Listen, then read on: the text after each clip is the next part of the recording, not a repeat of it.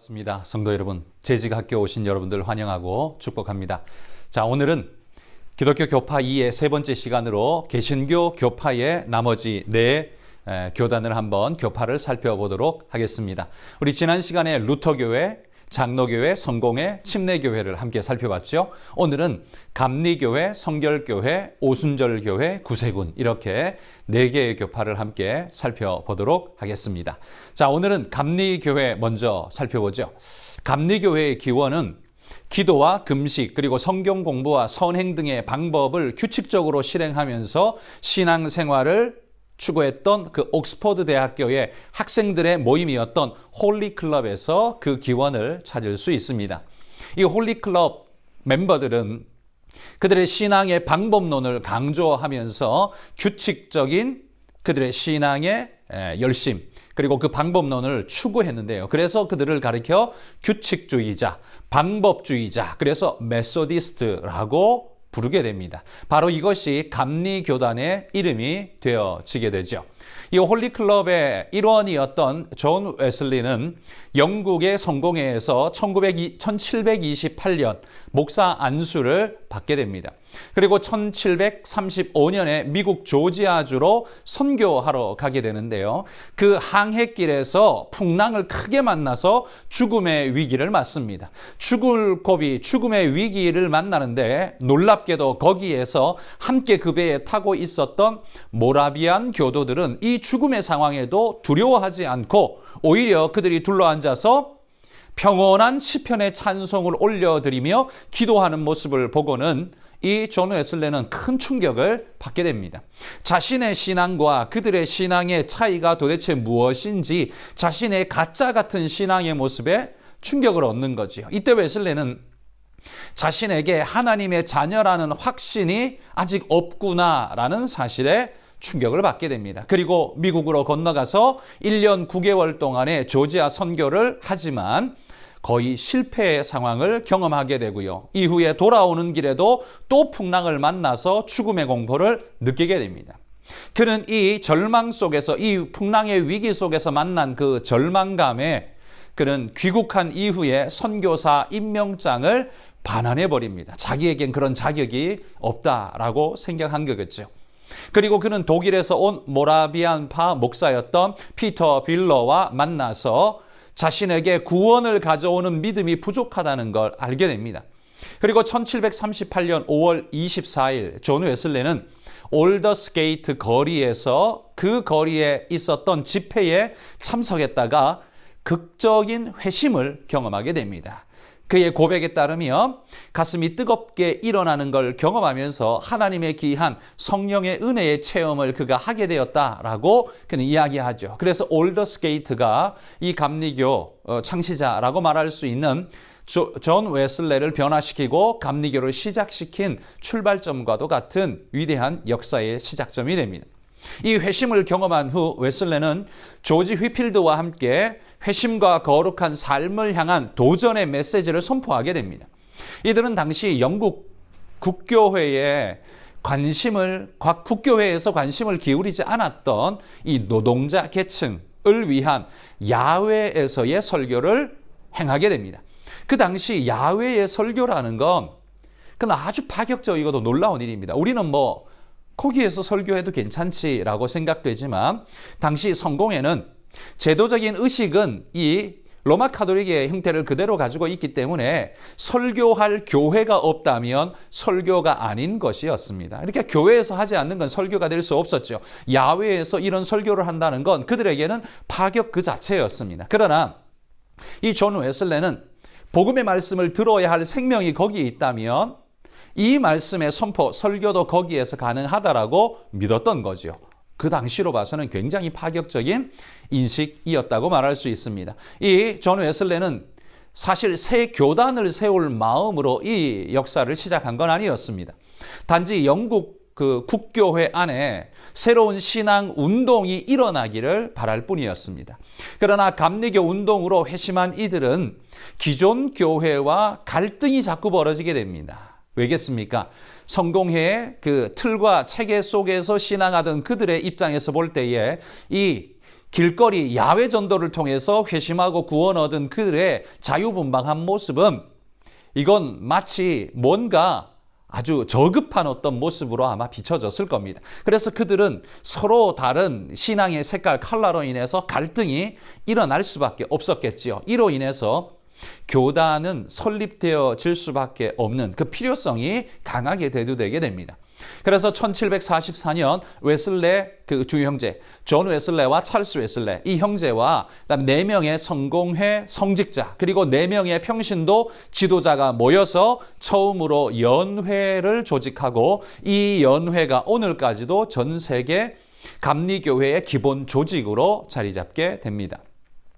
1760년대에 이르러 감리교인들이 미국으로 이민을 가서 감리교 신도회를 조직하게 되는데 그러자 웨슬레는 1769년부터 평신도 순회 전도자를 미국에 파송하기 시작합니다. 그리고 이로 인해서 감리교인의 숫자가 미국에서 폭발적으로 증가하게 되죠. 그러나 평신도 순회 전도자들에 의해서 복음을 받게 된 그들에게 복음은 전할 수 있었지만 성례를 시행할 권이 그들에게는 없었습니다. 게다가 당시 미국은 영국과 독립전쟁 중이었기 때문에 영국 성공회의 감독들은 모두 영국에 귀국하고 영국에 있었던 상황이었기 때문에 미국에서 목사를 세울 수 없었습니다. 그러기에 그들은 이 단절된 상황 속에 복음의 확장과 목회자의 강력한 요청, 필요성에 의해서 새롭게 교단을 설립해서 목회자를 세워야겠다라는 그 필요성이 강하게 대두되게 된 것입니다. 결국 웨슬레는 교단을 설립하기로 결정을 하고 1784년 미국 볼티모어에서 미국 감리교회의 태동을 알리는 역사적인 크리스마스 컨퍼런스를 열게 됩니다. 그리고 이것이 감리교회 운동에서 감리교회로 조직되어지는 감리교 운동을 통해 복음의 왕성한 전도의 확장이 이제는 감리교회라는 조직적 이름으로 출발되어지는 연회가 되어지게 된 거죠. 최초로 한국에 들어온 감리교 선교사는요, 미국 감리교회가 한국 선교의 가능성을 타진해 보기 위해서 일본에 있었던 선교사, 일본 주재 선교사였던 맥클레이 선교사를 조선에 파견합니다. 그는 1884년 6월에 내안에서 고종 황제에게 학교와 병원 사업에 대해서만 선교 사업을 할 수 있다라고 이렇게 허락을 받고 시작하게 되는데 이듬해인 1885년 부활주일이었던 4월 5일에 아펜젤러 감리교 목사가 선교사가 입국하면서 우리나라의 본격적인 감리교회 선교가 시작되죠. 이때 장로교 선교사였던 언더우드도 함께 들어오게 되죠. 그래서 언더우드와 아펜젤러가 함께 4월 5일에 한국 땅을 밟으면서 감리교회와 장로교회가 복음의 첫 발자국을 띄기 시작했던 것입니다. 자, 감리교회의 역사는 이렇게 성공회에서 하나님의 복음의 말씀을 구석구석 가난하고 낮은 자들에게 듣지 못하는 그들에게 복음 전하며 복음의 열정적인 선포를 통해서 탄생되어진 것이 감리교회이다. 그리고 그것은 영국의 옥스퍼드의 홀리클럽에서부터 태동되어져서 감리교회로까지 발전되어졌다라고 우리가 생각해 볼 수 있습니다. 이게 감리교회였고요. 여섯 번째, 성결교회가 있습니다. 우리나라의 성결교회는 19세기 성결운동의 영향을 받아서 형성된 자생교단입니다. 성결운동은 교회가 거룩함을 향한 열정을 잃어버렸다고 느낀 이들이 존 웨슬리의 성화론에 근거해서 성결한 삶의 비전을 회복하고자 일으킨 운동이 바로 성결운동이었습니다.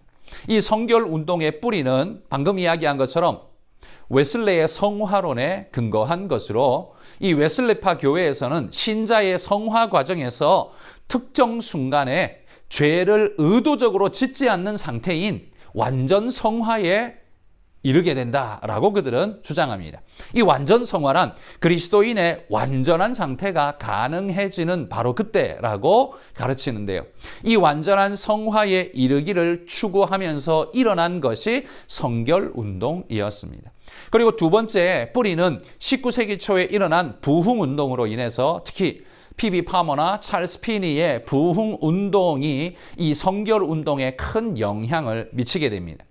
이런 흐름 속에서 활발하게 펼쳐진 성결운동은 그 특징은 성결이었습니다. 성결을 가장 중요한 개념으로 받았죠. 우리가 성결 그러면 도덕적 깨끗함이라고 생각하기 쉽지만 여기 성결은 도덕적 깨끗함이 아닙니다. 그들은 이걸 두 번째 은혜 혹은 두 번째 축복이라고 부르게 되는데요. 성화의 완전한 성화의 단계를 묘사하는 하나님의 은혜라고 믿었습니다. 하나님께서 두 번째 은혜의 사역을 수행하심으로써 첫 번째는 뭘까요? 바로 중생의 은혜고요. 두 번째 은혜의 사역을 수행함으로써 신자들이 죄 없는 성결한 삶, 순종과 헌신의 삶을 살 수 있게 된다고 믿었습니다. 중생은 그 과거의 모든 죄들을 씻음받고 구원에 이르게 되지만 두 번째 은혜의 축복은 그들이 죄 없는 성결한 삶에 이르를 수 있다라는 바로 그런 가르침이죠. 그래서 이 두 번째 축복은 회심 후에 성령 세례로 말미암아 그들 안에 발생한다라고 그들은 그렇게 믿었습니다. 성령 세례, 그러니까 성결이란 도덕적 깨끗함이 아니라요. 성령 세례로 말미암아 일어나는 완전한 성결한 삶, 바로 그것이 성결을 이야기한다는 거죠. 이러한 믿음을 가진 이들이 성결 운동을 조직적으로 체계화하면서 미국의 성결교 계통의 다양한 교단이 설립되어지게 됩니다. 이 교단들은 크게 두 그룹으로 나뉜다고 합니다. 하나는 우리나라에도 있는 나사렛 성결교회라고 불리는 이 나사렛 교회인데요. 이들은 중생과 성결 같은 전통적인 웨슬레안 복음을 강조하는 이들입니다. 그러니까 본질적이고 기본적인 중생과 성결이라는 바로 이 포인트에 하나님의 축복을 강조하는 것이고요. 두 번째는 CNMA 교단 혹은 만국 성결교회로 불리는 이들이 두 번째 그룹인데요. 이들은 중생과 성결뿐만 아니라 여기에 신유와 재림을 더하여서 사중복음을 강조하게 됩니다. 바로 이들이 우리나라 성결교회에 큰 영향을 미치게 됩니다.